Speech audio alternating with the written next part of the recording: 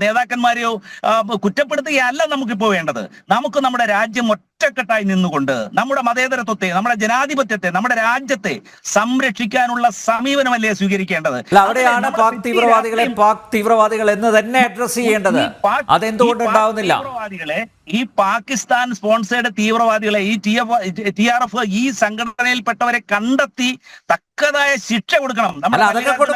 അതൊക്കെ കൊടുക്കും. അതിനൊക്കെ പ്രാപ്തിയുള്ള ഒരു സർക്കാർ ഭരണകൂടം ഇവിടെയുണ്ട്. അതൊക്കെ കൃത്യമായിട്ട് കൊടുക്കും. ഏത് മാളത്തിൽ പോയി ഒളിച്ചു കഴിഞ്ഞാലും ആ മാളം, അതുപോലെ അവരുടെ മട, അവരുടെ ആ സാമ്രാജ്യം ഒക്കെ തകർക്കാനുള്ള കെൽപ്പ് ഭാരതത്തിന് ഉണ്ട്. അത് റെജിക്ക് നന്നായിട്ട് അറിയാമല്ലോ. റെജി, ഒരു എൻ്റെ പൊന്നു മലങ്കുട്ട അങ്ങനൊന്നും പറയല്ലോ.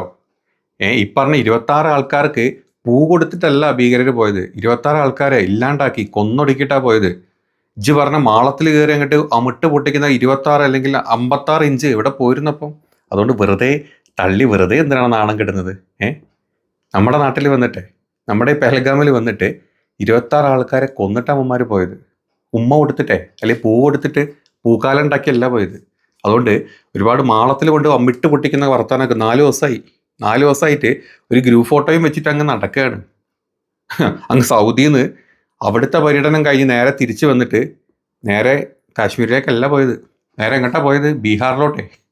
അവിടെ നിതീഷിൻ്റെ അണ്ടിയും താങ്ങിയിട്ട് അവിടുത്തെ നമ്മുടെ തെരഞ്ഞെടുപ്പിൻ്റെ പ്രചരണത്തിനാണ് പോയത്. അതുകൊണ്ട് ഒരുപാട് അങ്ങോട്ട് മാളത്തിൽ പോയി പൊട്ടിക്കണ്ട കേട്ടോ. അമ്മമാർ വന്ന് പൊട്ടിച്ചിവിടെ പോയിട്ടുണ്ട്. അതിനുള്ള തീരുമാനം ഉണ്ടാക്കാൻ നോക്ക്. പോട്ടാ. ഡോക്ടർ ആരിഫ് ഹുസൈൻ, യെസ്, താങ്കൾ കൈപൊക്കി പറയൂ പെട്ടെന്ന്. അല്ല, എനിക്ക് ഇവിടെ ചോദിക്കാനുള്ളത്, ഈ തീവ്രവാദത്തിനെ എതിർക്കും, ഇതിനെ ഫൈറ്റ് ചെയ്യും എന്നൊക്കെ ഇവിടെ പറയുന്നു. ഇതിനെ പാക് തീവ്രവാദം എന്ന് വിളിക്കുന്ന എന്തിനാ ഈ പാക് തീവ്രവാദം? ഇതിലെന്താ പാക് തീവ്രവാദം? മുണ്ടഴിച്ച് നോക്കിയിട്ട് പാകിസ്ഥാനിയാണോ ഇന്ത്യക്കാരനാണോ എന്നല്ലല്ലോ നോക്കിയത്. മുണ്ടഴിച്ച് നോക്കിയിട്ട് കലിമ ചൊല്ലിച്ചത് ഇന്ത്യക്കാരനാണോ എന്ന് അറിയാൻ വേണ്ടിയിട്ടാണോ? അല്ലല്ലോ. അവിടെ അത് ചോദിച്ചത് എന്തിനാ? അത് മുസ്ലിം ആണോ എന്ന് അറിയാൻ വേണ്ടിയിട്ടാണ്. അവിടെ നോക്കി കലിമ ചൊല്ലിച്ചതിന്റെ വർത്താനം കേട്ടപ്പോഴാണ് ഞാനൊന്ന് ആലോചിച്ചത്. നമ്മുടെ ഈ നാട്ടിലെ, നമ്മുടെ പ്രത്യേകിച്ച് UP-യിലും ഹരിയാനയിലും അങ്ങ് ആ ഭാഗത്തോട്ടൊക്കെ മുണ്ടയക്കാറൊന്നുമില്ല. നേരിട്ട് ജയശ്രീരാം വിളിക്കാനേ പറയാറുള്ളൂ. ഈ ജയശ്രീരാം വിളിച്ചിട്ട് അത് പറയിപ്പിക്കുന്നത് മുണ്ടയക്കേണ്ട കാര്യമൊന്നുമില്ല. ഈ ജയശ്രീരാം വിളിക്കേണ്ടത് ആരജണ്ടേ? ബീഫ് കയ്യിൽ കൊണ്ട് നടക്കണ്ടോന്ന് ചോദിക്കേണ്ട ആരജണ്ടേ? എനിക്കെന്തൊന്നും പറയാനില്ലേ? ഈ കലിമ ചൊല്ലിച്ച് ഈ പാവപ്പെട്ട ആൾക്കാരെ കൊന്നിട്ടുണ്ടെങ്കിൽ ആ മലവാണങ്ങളെ, ആ പക്ക തീവ്രവാദി, ഈ പറഞ്ഞ ഇസ്ലാമിസ്റ്റ് തീവ്രവാദികൾ അത് ചെയ്തിട്ടുണ്ടെങ്കിൽ അവന്മാർക്കെതിരെ സംസാരിക്കണം. അവിടെ നീ മതം കുത്തിക്കയറ്റില്ല ആരിഫേ. അങ്ങനെ കലിമ ചൊല്ലിച്ചതിന്റെ പേരിലും ജയശ്രീരാം ശ്ലോകം ചൊല്ലിക്കേണ്ട പേരിലൊക്കെ ആൾക്കാരെ കൊന്ന കണക്കെടുക്കുകയാണെങ്കിൽ 2 കൂട്ടർ എടുക്കേണ്ടി വരും കണക്ക് കേട്ടോ. എന്തുവാണെന്ന് അറിയാൻ വേണ്ടിയിട്ടാണ്. അപ്പൊ അത് നിങ്ങൾക്ക് എന്താ പറയാൻ സാധിക്കാത്ത?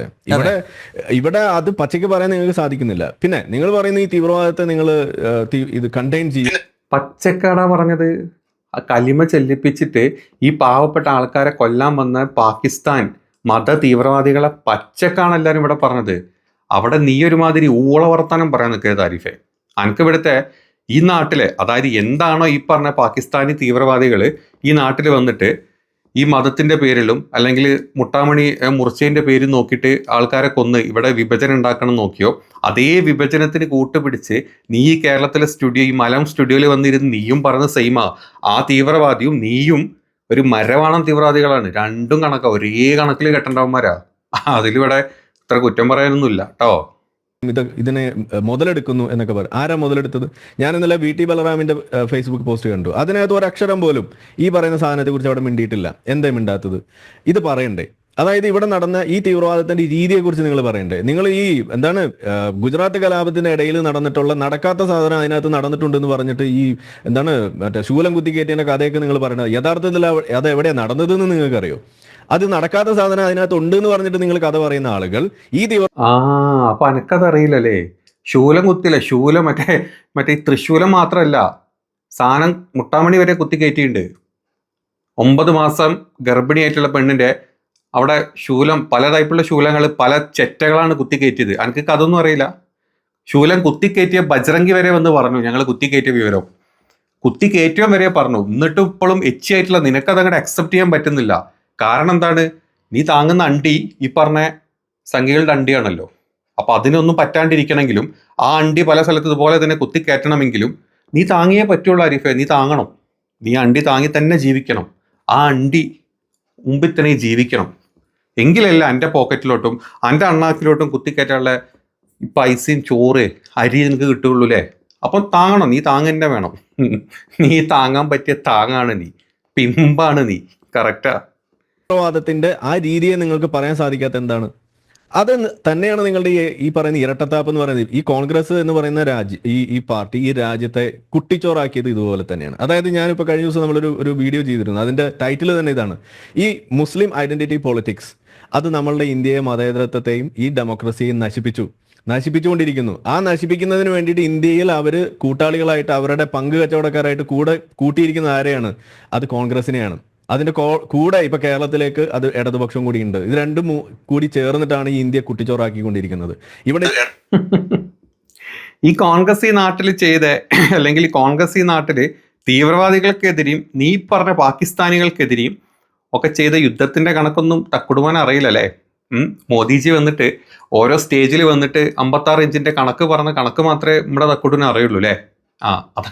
അതാണ് പ്രശ്നം. കോൺഗ്രസ് ഈ നാട്ടിൽ ചെയ്ത ചരിത്രം, സ്വാതന്ത്ര്യ ചരിത്രം നമുക്കില്ല, നമ്മൾ ചൂതാക്കി ചരിത്രം മാത്രമേ ഉള്ളൂ. അത് കഴിഞ്ഞിട്ട് കോൺഗ്രസ് ഈ നാട്ടിൽ ചെയ്ത യുദ്ധങ്ങളുടെ കണക്കൊക്കെ പറഞ്ഞു തരട്ടെങ്കിൽ എന്നാ പിടിച്ചോ, കയ്യിൽ വെച്ചോ. 1947 വാറ്, 1965 വാറ്, 1971 വാറ്, പിന്നെ 1984 സിയാച്ചിൽ പിടിച്ചെടുത്ത യുദ്ധം, ഇങ്ങനത്തെ പല യുദ്ധങ്ങളിലും പാകിസ്ഥാനെ മുട്ടുകുത്തിയിട്ടുള്ള ചരിത്രം അല്ലാണ്ട് നമ്മളെ സർജിക്കൽ സ്ട്രൈക്കും ഉറി മൂവിയും അല്ല കേട്ടോ. ഇങ്ങനത്തെ വലിയ വലിയ യുദ്ധങ്ങൾ നമ്മുടെ നാട്ടിൽ കോൺഗ്രസ് നടത്തിയിരുന്നു. ഉരുക്ക് വനിത എന്നും പറഞ്ഞിട്ട് ഇന്ദിരാഗാന്ധി പിടിച്ചെടുത്ത പല കാര്യങ്ങളെ പറ്റി നിനക്ക് അറിയാലോ അല്ലേ? ഉരുക്ക് പോയിട്ട് ഒരു കടലാസിന്റെ തണ്ടെങ്കിലും നമ്മുടെ ജിയുടെ ബാക്കിൽ ഉണ്ടായിരുന്നെങ്കിൽ ഇതൊന്നും നടക്കൂലായിരുന്നു. അതുകൊണ്ട് കോൺഗ്രസ് ഈ നാട്ടിൽ എന്ത് ചെയ്തു, അല്ലെങ്കിൽ നീ താങ്ങി പിടിച്ചിരിക്കുന്ന, നീ അണ്ടി താങ്ങി നടക്കുന്ന RSS ഈ നാട്ടിൽ എന്ത് ചെയ്തു എന്നൊക്കെ എല്ലാവർക്കും അറിയാം. അതുകൊണ്ട് എൻ്റെ പൊന്നു ആരിഫ് കുട്ടൻ അതൊന്നും പറയരുത് കേട്ടോ. ഏത് വിഷയം നിങ്ങൾ എടുത്ത് നോക്കിയോളൂ, ആർക്ക് വേണ്ടിയിട്ടാണ് ചെയ്തിട്ടുള്ളത്? ഷാബാനു കേസ് ആയിക്കോട്ടെ, വഖഫ് ആയിക്കോട്ടെ, യൂണിഫോം സിവിൽ കാർഡ് ആയിക്കോട്ടെ, ആർക്ക് വേണ്ടിയിട്ടാണ് നിങ്ങൾ ചെയ്തത്? നിങ്ങൾ കുഴിച്ചു മൂടിയത് ഈ മതേതരത്വത്തെ. ഇവിടെ മതേതരത്തിന്റെ കണക്കും ഷഹബാസിന്റെ കണക്ക് കേസും CA കേസും അതുപോലെ തന്നെ വഖഫ് കേസൊക്കെ അവിടെ നിർത്ത്.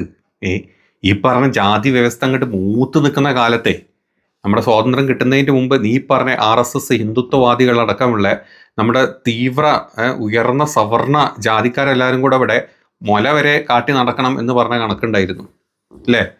നമ്മുടെ ദളിതരും ഈ പറഞ്ഞ ഈയവരും മറ്റേ താണ ജാതിക്കാർക്കൊക്കെ മറ്റേ ക്ഷേത്രത്തിന്റെ അടുത്ത് കാണാൻ പോലും പറ്റില്ലായിരുന്നു. മുല കാട്ടി നടക്കണം. അവന്മാര് രാത്രി വീട്ടിൽ വരുന്ന സമയത്ത് ഉടുത്ത തയ്ച്ചിട്ട് അവന്മാരെ കൂടെ കിടക്കണം.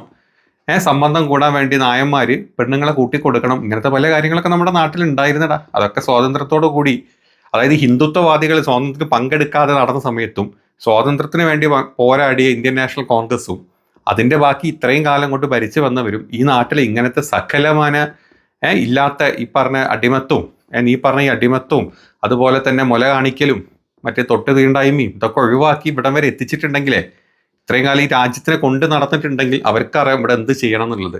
അതൊന്നും അറിയാത്ത മുലകൊടി മാറാത്ത എൻ്റെ ആരിഫ് കുട്ടനും അല്ലെങ്കിൽ ആരിഫ് കുട്ടൻ്റെ വാഗ്വാദങ്ങൾ കേട്ടിട്ട് പുളകം കൊള്ളുന്ന സംഘി കുട്ടന്മാരും ഇതൊന്നും അറിയില്ല. ഞാൻ സത്യാവസ്ഥ. പ്ലീസ്, അതുകൊണ്ട് ഉമ്മാതിരി തള്ളാൻ നിൽക്കരുത് കേട്ടോ.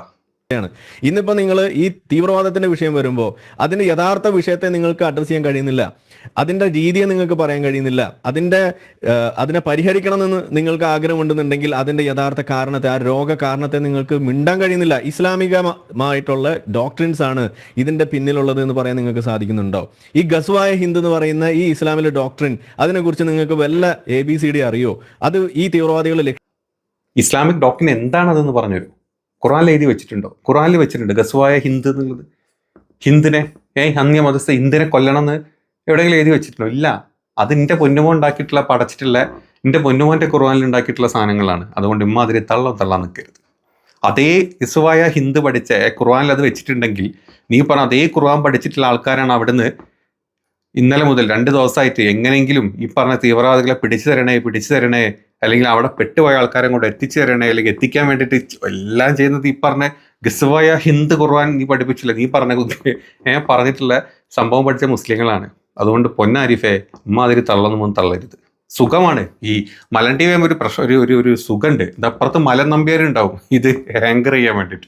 അതിൻ്റെ അപ്പുറത്ത് സാമൂഹ്യ നിരീക്ഷകരെന്നും പറഞ്ഞ് കൊണ്ടിരുത്തുന്നത് ഒന്ന് അന്നായിരിക്കും, ഒന്ന് ജാമിദനായിരിക്കും, ഒന്ന് വേറെ ഏതെങ്കിലും BJP വാണങ്ങളായിരിക്കും. പിന്നെ 4ാമതായിട്ട് വേറെ ഈ പറഞ്ഞ പോലെ എന്താ കൃഷ്ണമൂർത്തി രാമമൂർത്തി എന്തോ എൻ്റെ പേര് അങ്ങനെ ചില മൂർത്തിമാരിയിരിക്കും. അതായത് യേശു വരെ സാങ്കല്പികമാണ്, ബൈബിൾ വരെ സാങ്കല്പികമാണെന്ന് അവൻ കഴിഞ്ഞ ദിവസം ഒരു വീഡിയോ പറഞ്ഞു. ഞാൻ ആ വീഡിയോ ചെയ്തിരുന്നു. അപ്പം ഇങ്ങനത്തെ 4 വാണങ്ങളുടെ ഇടയിൽ ഏതെങ്കിലും വിവരമില്ലാത്ത ഏതെങ്കിലും പൊട്ടൻ വലത് നിരീക്ഷകനെന്നോ അല്ലെങ്കിൽ ഇടത് നിരീക്ഷകനെന്നോ നിങ്ങൾ കൊണ്ടിരുത്തും. നിങ്ങൾ 4 വാണങ്ങൾ ആ പാവത്തിന്റെ മേലോട്ട് കുതിര കയറാൻ വരും. ഇതാണ് നിങ്ങളുടെ ചാനൽ നടക്കുന്നത്. എന്തുകൊണ്ടാണ് നിന്നെ വേറെ ചാനലൊന്നും വിളിക്കാത്തത്? ഇത് എപ്പോഴും ചിന്തിച്ചിട്ടുണ്ടോ? ഏഷ്യാനെറ്റിലോ കൈരളിയിലോ അല്ലെങ്കിൽ മനോരമയിലോ 24ലോ ഇതിലേതെങ്കിലും എന്നെ വിളിക്കാറുണ്ടോ? ഇല്ല. എന്താ നീ വെറും വാണവർത്താനെന്ന് എല്ലാവർക്കും അറിയാന്ന്. മാത്രമല്ലേ പണ്ട് മുക്കത്തുനിന്ന് എന്ത് കച്ചവടമായിരുന്നു, എന്തൊരു ഓഫീസ് കച്ചവടത്തുനിന്ന് ഫർണിച്ചർ അടിച്ച് കൊണ്ടുപോയ മോനാണ് ഇജ് എന്നുള്ളത് നമ്മൾ ഷഫീനയുടെ നമ്മുടെ പ്രശാന്ത് പറഞ്ഞ കംപ്ലീറ്റ് ഡീറ്റെയിൽസ് കേട്ടു. അവിടുത്തെ ആൾക്കാരെ പറ്റിച്ച് 10-30 ലക്ഷം പഠിച്ചു മാറ്റി ബലോനോ കാറും വാങ്ങിച്ചിട്ട് അവിടുത്തെ 4 ടേബിൾ വരെ കടത്തിക്കൊണ്ട് വന്നിട്ട് പരമകള്ളനായിട്ടുള്ള നീ ഇപ്പം അവിടുന്ന് ആ ഒരു മുങ്ങിയിട്ട് നീ ഇപ്പം ഇവിടെ വന്നിട്ട് സംഘികളെ ഉന്മൂലനത്തിന് അല്ലെ ഉന്മൂലനത്തിനായിട്ട് പൊങ്ങി വരല്ലോ. കേട്ടാരിഫേ, എന്ത് വല്ല ജോലിയൊക്കെ എടുത്ത് ജീവിക്കടാ. ഇങ്ങനെ സംഘിനെ ഊമ്പി അല്ലെങ്കിൽ സംഘിനെ പീഞ്ഞ് ജീവിക്കാതല്ല വേറെ എന്ത് പണിക്ക് പോടാ.